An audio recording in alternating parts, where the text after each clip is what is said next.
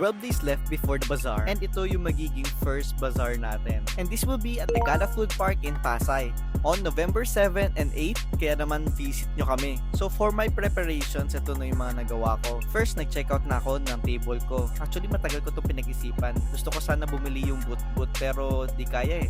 Kailangan ko yung magagamit ko lagi at madaling dalhin. And binilhan ko na rin ito ng cover para naman mas presentable, di ba? And from that, naka 1.5 na agad tayo. Pero kailangan talaga natin mag-invest as a business. And buti nga hindi ko na kailangan bumili nitong acrylic standee na to dahil meron na ako. And now, ipapakita ko sa inyo kung ano ba yung nai-imagine ko sa aking booth. So, ganito lang siya. Very simple lang yung magiging booth natin and wala tayong masyadong lights dito dahil walang outlets na mapo-provide sa atin. And okay lang yun dahil libre lang naman itong bazaar na to. So, for example, ito yung table and yung cloth na binili ko kanina sa TikTok. Ito yung nai-imagine ko sa table.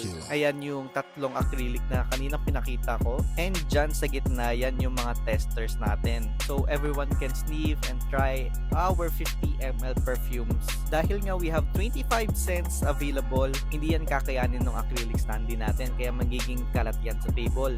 Bale, nandyan sila lahat sa gitna. Yan yung mga testers natin. And then, dun sa kabilang side, ang naiisip kong gawin is nandito yung Sintra board natin. Magpapagawa ko ng Sintra board and nandito yung mga list of scents na available sa atin, and then dito na rin siguro yung mga social medias natin para mabilis nila tayo makontak. So yan yung side dyan, puro Sintra board.